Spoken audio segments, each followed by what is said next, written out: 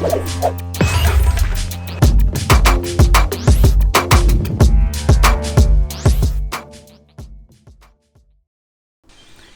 guys, welcome to our first video on war. This video is covering a war that we had in Phoenix Ashes recently.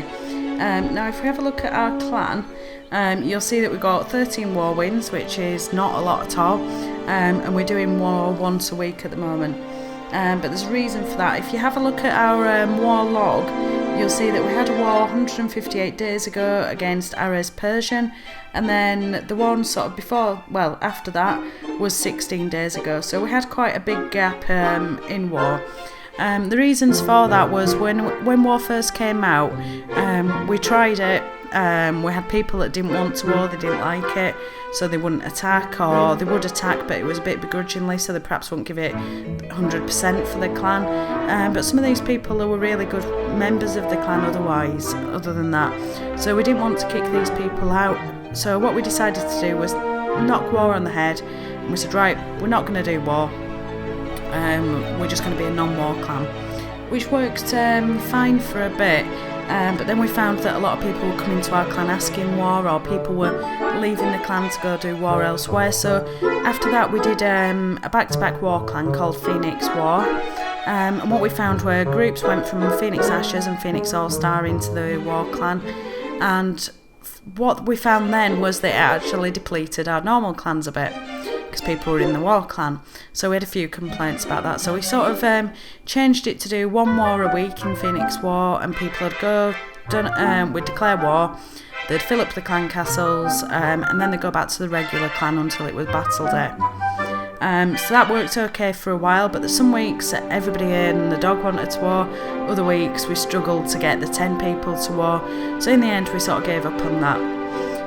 More recently, we've got an allied war clan called Mandu Phoenix, which does back-to-back wars.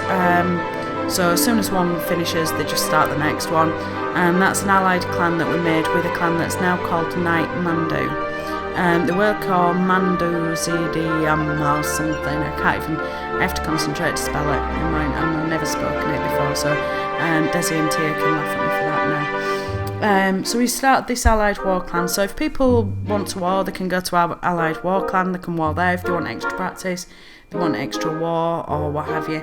But more recently we've been doing one war a week, because what we found was a lot of people had joined, they'd want war, we were losing people because we didn't do war, that sort of thing. So we started doing the one war a week. But if people don't want to war on that day, or if they've got heroes upgrading, they can also go and have another war in Mandu Phoenix. So that's basically the reason why we didn't do war for a while, and we've just started doing it again. So we've won, out of our 3 wars in Phoenix Ashes, we've won 2 out of 3. The last one though that we've just done was a bit weird.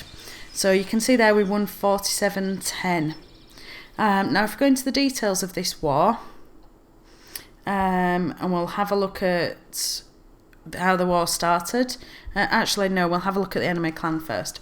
So the enemy clan, they're from Iran. I can't read the clan description, I don't read or speak Arabic, but they've won 34 wars.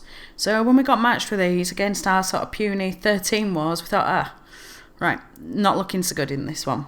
We've got a bit of a bad match. They did look fairly reasonable sort of on the map, but the amount of war wins that they had did tell me that they might be reasonably experienced, or at least a bit more experienced than us. So let's have a look at how the war started.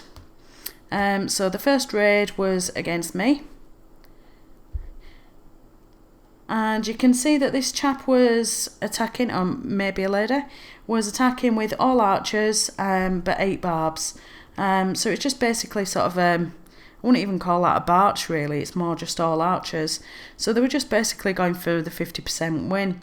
So when we saw this, we thought, he's going to get kicked.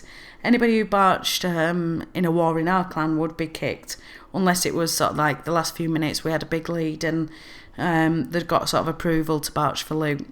But to be honest, we don't tend to let that happen a lot, because I'd rather people got the practice and try to, at least sort of improve the skills, that sort of thing in the war. So there they barched. So as the war sort of went on, we noticed this was happening quite a bit. If you have a look at our bases, we've got Venusaur, which is our number 1. He got 0 stars. They 1-starred me, 1-starred Kyle, 1-starred Hanny. No stars on Rami, obviously a failed attack. Hanny got, and second Hanny got 1 star. And so on, apart from John, right at the bottom, who's our Town Hall 7, he actually got a bit beat up. He got 3 stars, bless him. So you can see on this as well, we did 37 out of 40 attacks, because we did have 2 people leave. One did 1 attack and left, and another one left before even war started. So we did lose 3 attacks, but they only did half their attacks. And if we have a look at the log, you can see that there were a lot of 1 stars going on, but not even just 1 stars like new stars. They were just barching a base that had been barched before, which struck me as really odd. And then I was reading on the Supercell forums about people farming in war. There's actually clans out there that just declare war so that they can farm, which seems a bit strange to me. So I think basically the gist of it, of what I get, is that they go into war, just declare war just so that they can get the losers bonus. So they'll barch the highest base that they can barch, just so that they get the losers bonus, really, which seems a bit strange. Defeats the purpose of war. I mean, we got the win out of it, which was quite good for morale, good to get some loot as well, but a bit disappointing when you only get one war. There are clans that do farming in war a different way. If I just look up this clan, I'm going to search a clan now, but there are other clans that do this. It's not the only one, it's just the only one that I can think of off the top of my head.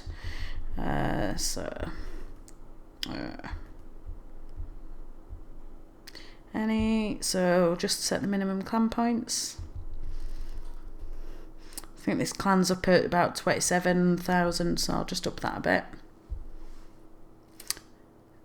So yeah, the 200 club. So you can see here that this is basically a donation clan, and that's all they do. But they must be in war against the clan called Polska. And it said outside town halls 1 and 2, please.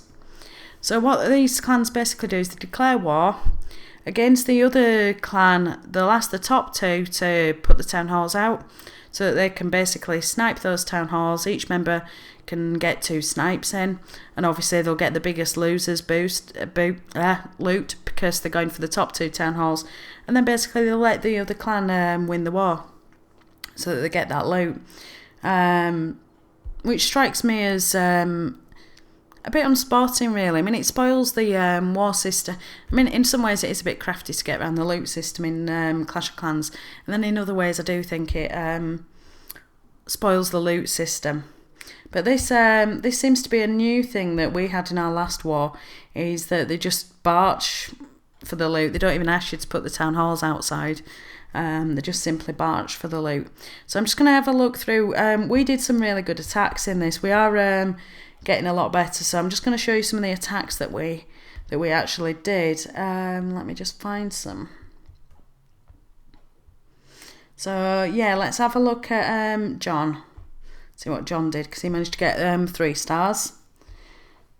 So this is quite, I'd probably say a bit rushed Town Hall 7 that he's attacking. And he's going with sort of a giant healer with wizards and a couple of dragons in there.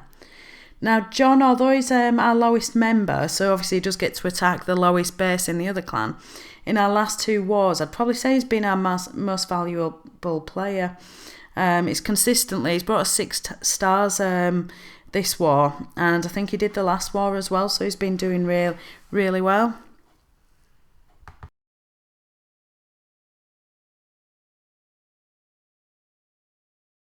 So you can see he's just finishing off this raid. Now he's just got those dragons going, so it was quite an easy-ish raid.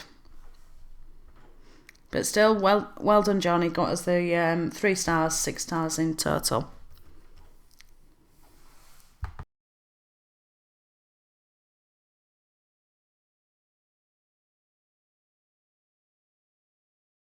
So if we have a look for another raid, I did notice another 3 star somewhere around there. Where now I find it? So Sonic Box, he's done a good raid here. Let's see what he's done. So he's actually going with an all drag raid on a Town Hall 8. And Sonic Box is also a Town Hall 8. So I'm just going to speed this up a little bit. You'll see on this base there is quite low air defence. So if you are going in with dragons, air defence is the way to go. It's obviously dragons at Town Hall 7 and Town Hall 8. They are sort of like the army of choice at the moment in war. Just because they're so powerful. And he has got 2 rage spells there as well. So his dragons are just wiping out that base. So if you are a Town Hall 7 and you are or a Town Hall 8 and you do like to go to war, focus on your air defence, otherwise chances are you're going to get wiped. Also focus on your dragons because you might be able to take out another base with dragons. So that's a really good sort of solid all dragon raid from Sonic Box. So we'll just pick out some more. I'm not going to go through all of these because obviously we've got 37 attacks there to go through. I'll go through one of Triple's. So there were already 2 stars against this base, but Triple went in with sort of a go we wipe attack against this. Now Triple traditionally has always used like Balloonian strategies when we push. So he's quite new to go we wipe, and he's doing quite well. So this is a reasonably low Town Hall 9, but still not bad at all. So he's got the 3 golems going in there. The wizards are just taking out the buildings round it. And the witches are obviously at the back. So they're just going to start flooding the area with skeletons to back up those wizards. And then the Peckers are going in. Something when you are using Go We Wipe, always make sure that you put wizards in to clear the buildings around sort of like the walls where you're breaking through. Otherwise what can happen is your Peckers and your heroes can go walk about and they'll just start walking around the edge of the base. You don't want that, you want them to go into the centre. So they're just going through. I'm just going to speed this up a little bit for time. So up to 56%. And he's obviously taken the Town Hall down, so we're at 2 stars. You can see with I personally prefer Go We Wipe to go wipe in war attacks. Just because if you have got a base with low walls or that's kind of open a bit, the witches can really sort of take it down with the skeletons. It can be really effective.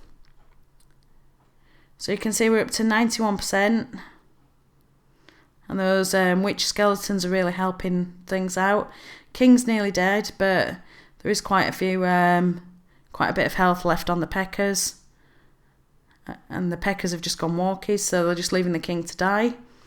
But they are just taking it out. They should just get through that wall now. Actually, the witch's skeletons have done it, so that's a good attack from Triple. Like I say, he is fairly new to Go We Wipe as well. And then I was actually a bit unorganised this war. I need to be a bit more organised. So I did leave my last attack 7 minutes till the end. And as we'd already won at that point, I decided to just do it for fun. So I went against the top guy. So the top guy is fairly new Town Hall 10. I'd probably say a bit premium. I mean, he's got level 7 king, level 8 queen. And I went in with a Go We Wipe. So I've just dropped my golems in at this side and my wizards. My witches are just going in there. I just dropped my clan castle. So we're just raging that area. So when I use a Go We Wipe, quite often, if there's a lot of troops where they're entering the base, I like to put a rage down there and just get them raging as they're going into the base and take out as much as they can early on before they take too many hits. I've just dropped my jump spell on that corner and the Pekka's gone into the core. But now the Infernos are starting to take things out, but the 2 Pekkas have gone in and they're just starting to take out that Inferno, luckily. So almost gone, but the Pekka's on the Town Hall there. And he or she's just going to take out that Inferno. So we're just up to 2 stars, which I've got level 9 queen and level 8 king, so my heroes aren't that strong, so I didn't think that were too bad a raid, really. You should never go to Town Hall 10 with level 7 walls, as I've found out. So that's it, really. I'll leave it at that. Sorry to my clanmates if there's any war raids that I didn't show that you want me to show your raid, but just give us a shout in clan and I'll probably play that, do another one of your raids in another video. Okay, so that's war farming.